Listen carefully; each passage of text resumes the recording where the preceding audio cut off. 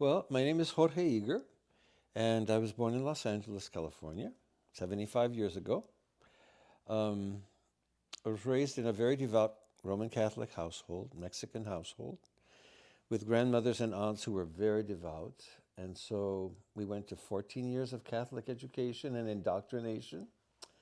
So it was pretty much a saturation of that religiosity and the spirituality that came with it. Um, and I had always wanted to be a priest. And I attempted it twice within the Roman church, but for reasons which I won't go into, it just didn't pan out.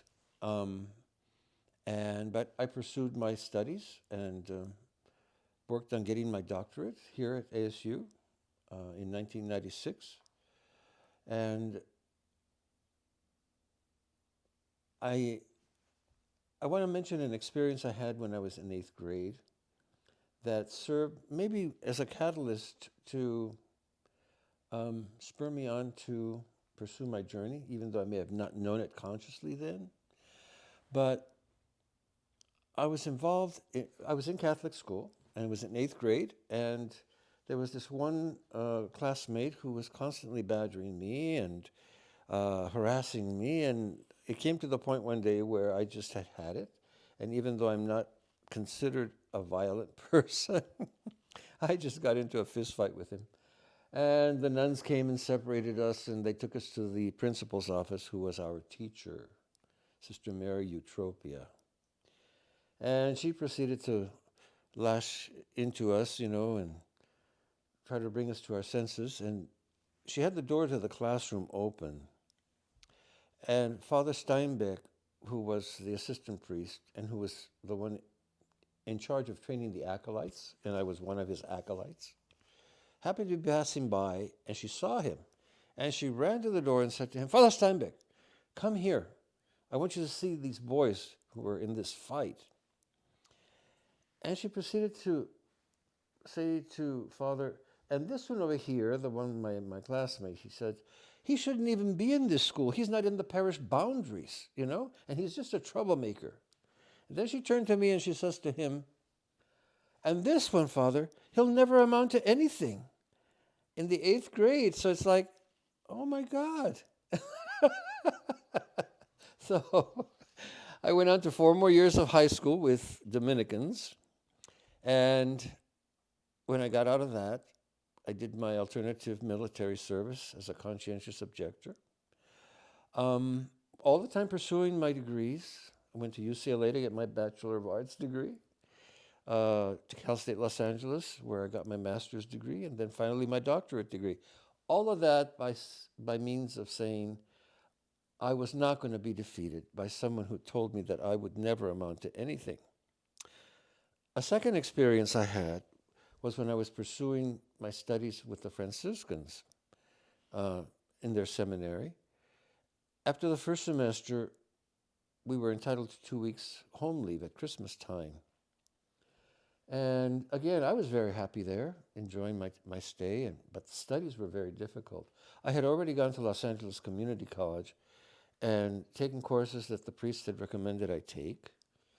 And I was enjoying it thoroughly. My experience at the community college really opened me up to a less parochial vision of the universe, as it were. Met some fascinating people, had great teachers who really prompted us to think independently. Um, so I had already gone to community college for 2 years, applied for the seminary, was accepted. Came to the end of the semester. We were going home. I was already packed, and there's a knock on the door of my bedroom. And one of the students had been sent and said to me, Father Rector wants to see you. So there I go, down to where his office is. And as I knock on the door, he says, come in. And there before me are all of the teachers that I had that semester sitting like in an inquisition, you know. And I see him looking through my files, my dossier, and he looks up and glances at the paperwork, and he looks at me and he says, Mr. Eager, I see that you didn't do very well this semester. And I said to him, no, Father, I really didn't. I had to admit it, I failed miserably. The courses were so heavy in classical humanistic studies, we had logic, which I could never make sense of. We had Aristotelian philosophy, Thomistic theology, ethics, aesthetics, heavy, heavy stuff coming from language, arts, music, you know. So I did fail miserably. I have to accept that. But here comes the clincher. Again, another story that spurred me on. And he said to me, well, because you did so poorly, we're going to have to dismiss you from the seminary. Oh my God. So, I was just totally heartbroken. My father was waiting for me. I cried all the way back to Los Angeles. He had come to pick me up. But he said to me, I know you're not going to understand what I'm telling you right now, but God has spared you from a terrible fate. I thought, what are you talking about? I was just in myself, like in my sorrow and downtrodden, so to speak. But again, once I got home and was with family, and they were very comforting, and I said, I'm going to continue my studies. So I went back to Los Angeles Community College, got my AA degree, and then that took me to UCLA. I figured each step was, I'm going to show them I'm not nothing. I'm not stupid, So that's how I got all the way up to where I am. Those two stories were crucial in my development. And as far as my affiliation with the Roman Catholic Church, especially during the AIDS crisis, when there was so much condemnation and so much judgment and exclusivity and exclusion, being a gay man, it's like, I don't need to support an institution that doesn't support me in my life. So I pretty much gave up on them. And I was always religious and very deeply spiritual, I think. But just stopped attending church and going to church. But in '85, I met providentially an East Indian meditation master, Guru Mai Chidvilasananda, whose teachings were so incredible and so uplifting and lofty and so inspirational. And she was really dark-skinned, beautiful black eyes, black hair.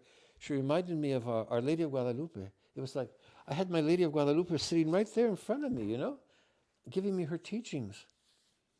And it was really through her that I came to a deeper understanding of what the Gospels were all about, that no priest had ever been able to explain to me certain questions or situations in the narratives that I didn't understand.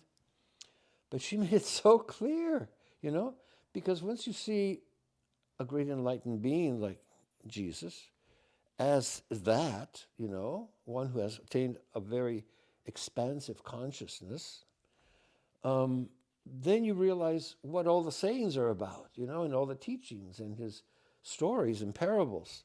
They come to life, and you realize, well, it's basically the same as East Indian philosophy, Christianity, the stories are similar, the teachings are similar, they're all embedded there, but you need a teacher to explain them to you. So through her, I came to that deeper understanding. And I was with Guru Mai I would say as a disciple or maybe a student, for 10 years, maybe 16. Followed the practices faithfully, did my chanting, mantra practice, attending Diksha services, or darshan services, I should say, going to the retreat center in upstate New York to be with her for 2 weeks. So it took on a life of its own, as far as imbuing me with a greater sense of a deeply spiritual understanding of the Gospels, the Christianity. And then about 98, I was in Santa Fe, New Mexico, at a bed and breakfast, and on the coffee table there was a book that the owners had put together for the tourists, so to speak. And it said places to see and things to do in Santa Fe. So I opened it up, and the first section, they all had little tabs, and the first section was spiritual houses of worship and retreat centers. So right away I resonated to it, and I opened the first page, and there was a quarter-page ad that an individual by the name of Archbishop Richard Gundry had put in there, and it read, Independent Catholic Tradition, ordination open to all regardless of gender, marital status, or sexual orientation, 7 sacraments, valid ordination, mystical, metaphysical, and esoteric emphasis of the teachings. I thought, this must be a joke. There's no Catholic Church that emphasizes this type of stuff and allows for women and homosexuals to be ordained, at least knowingly. So I read it again. There was a number to call, and I hesitated, and I thought, it sounds interesting enough to want to talk to this individual, so I did. And we were there on the phone for at least an hour or so, and he said, you sound like a very interesting individual. I'd like to meet you personally. Would you like to come down to my rectory here in Santa Fe? So I thought to myself, oh, geez. Okay, I'll go down. That was about a half-hour drive from where I was to downtown Santa Fe, where he lived. And we had a delightful conversation. We must have spent at least 4 more hours talking about the Church of Antioch, the Independent Catholic Church of Antioch, which I had never heard of. And he said, why don't you come tomorrow? That was a Saturday. Come tomorrow to our Mass at Loretto Chapel, which is the famous chapel with the circular staircase that has no supporting beam and no nails. It's called the Miraculous Staircase. Maybe you've been there. And so I thought, okay, Richard, I'll come. It happened to be the Feast of Mary's Assumption, a very popular holiday in the Catholic tradition, honoring Mother Mary and her being taken up into heaven. And it was always, and has still to this day, been one of my favorite holy days. So I went, and I'd never been inside that chapel, and it had a powerful energy. And the music was so sublime, and there was a woman accompanied by the violin singing the Ave Maria. And people were going up with candles to light in front of the image of Our Lady. And during the Mass, Richard spoke about the feast day and what it signified. And there came a point where I just had this total catharsis, and I just started wailing in the middle of the Mass. And it's like I felt I had come home to a place where I was recognized and acknowledged. And after Mass, he took me aside. He invited me for a cup of coffee. And he says, I think you'd make a wonderful priest. And he gave me this packet of information. He says, this is the application form for our seminary. Take it home, consider it, and get back to me. Well, I'll take it, Richard, but I don't know. I had already spoken to him about the fact that by that time in my life, I had been almost in an 18-year committed relationship with another man. And I said, I'm not giving that up for anyone. He says, you don't have to. We're totally accepting and inclusive in this tradition. I said, okay. So when I got home and I presented the situation to my companion, he said, I'll support you in any way you want. If that's what you want to do it. So while I was pondering it, I heard a voice say to me, Jorge, if you don't take this opportunity that's being handed to you on a silver platter, you're a fool. This is your opportunity to be what you've always wanted to be, a priest. Okay, God. So I filled out all the paperwork, submitted it, and started my studies. And I was whipping through those courses. It's like I was already 55. It's like my biological clock is ticking. I'm not going to be here on this earthen plane too much longer. Get this done. So within 2 years, I was ordained deacon, and within 9 months after that, to the priesthood. And a month after I was ordained, I got a call from 2 other priests who had been at my ordination. And they said to me, I knew them. I had interacted with them previously. We're going to start a little center, a little church on Southern and Mill in Tempe. We'd like to know if you'd like to come in with us. I said, wow, that's great. I said, as long as we can keep our services apart and distinct, that's fine. They said, no problem. So that was in November 2020, 2001. So we just finished celebrating in November our 20th anniversary of being the Shrine of Holy Wisdom, which was the name I gave to my ministry. And I was there for a year and a half, and I realized I'm not going to be able to do this alone. I need to find people whom are willing to come and offer their services here at the shrine and give classes or retreats or, I don't know, teaching sessions.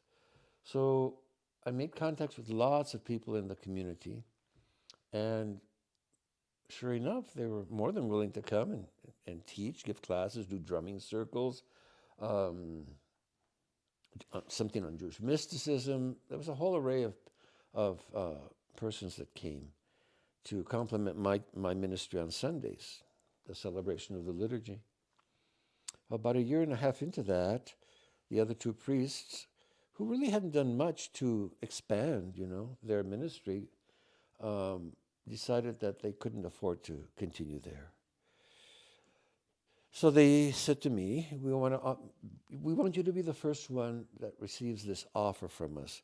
Would you like to take over the maintenance and the payment of this building? Well, I had saved enough money from donations that people had given coming to classes and on Sunday services that I thought, well, that was June of 2003, I think it was. I thought, I can make it through till the end of the year, and if the resources run out, that's it, God. I'll take that leap in faith. So I took on the responsibility, became my Shrine of Holy Wisdom, and people kept coming, and more presenters kept coming, and the year ended, and we had a reserve of monies, and we just continued, and the rest is history. The Shrine of Holy Wisdom is still there in Tempe, 20 years later, and we are still going strong with a diversity of presenters and presentations on various aspects of spirituality, metaphysical, mystical, and esoteric. So it's been my dream come true in all manner of ways. And so the Shrine of Holy Wisdom was founded after Holy Wisdom, Sophia, from the Greek, as that female entity, if you wish, or energetic, that is the mother of the universe, the mother of compassion, the mother that heals the wounds. And my intention was for the shrine to be a place where women who had been dehumanized, wounded, could come to seek healing in whatever form they resonated with. And that has always been the basis for the Shrine of Holy Wisdom, plus the fact that the seasonal celebrations of the Sabbats and the equinoxes and solstices and earth-based traditions have always been a part of the Shrine of Holy Wisdom and complements the Christian tradition beautifully. Another emphasis at the Shrine of Holy Wisdom has been to offer the Eucharist, as the central act of worship in our tradition, the sharing of the energies of the Christ through the bread and wine. And so those have always been the focus of the ministry at the Shrine of Holy Wisdom. We're here to offer a multiplicity of services for you to meet you where you are at, whether in your emotional, mental, physical, or spiritual being, where hopefully you can find a sense of integration, welcoming and acceptance, and a sense of being grounded in your own self in the wisdom of the ages, as it's called, the ageless wisdom, which goes back to the wisdom of Sophia, the wisdom of the divine feminine, which I feel is at the heart of the consciousness movement. The realization that what has been lost and what's kept us in imbalance, and we see the result of it with the Ukraine currently, total imbalance. It's all patriarchal, masculine modes of thinking, conquest, destruction, and subjugation. And this is coming from a man who belongs and is ardently, quote, Orthodox Christian, who receives communion frequently from the Patriarch of Moscow. And you wonder, how can he justify such a thing? Where are the churches? Why aren't they coming out to condemn such a thing? And they have a great devotion to the Mother of God, to Mary, who's another manifestation of that. It's like total disconnect.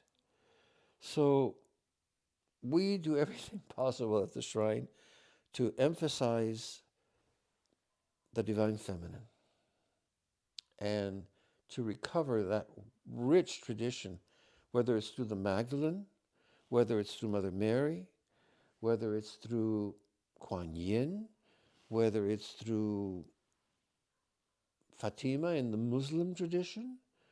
They're all there. All of them have that tradition. But they've all expressed it in a way that makes them seem to be less important than the male deities, shall we say.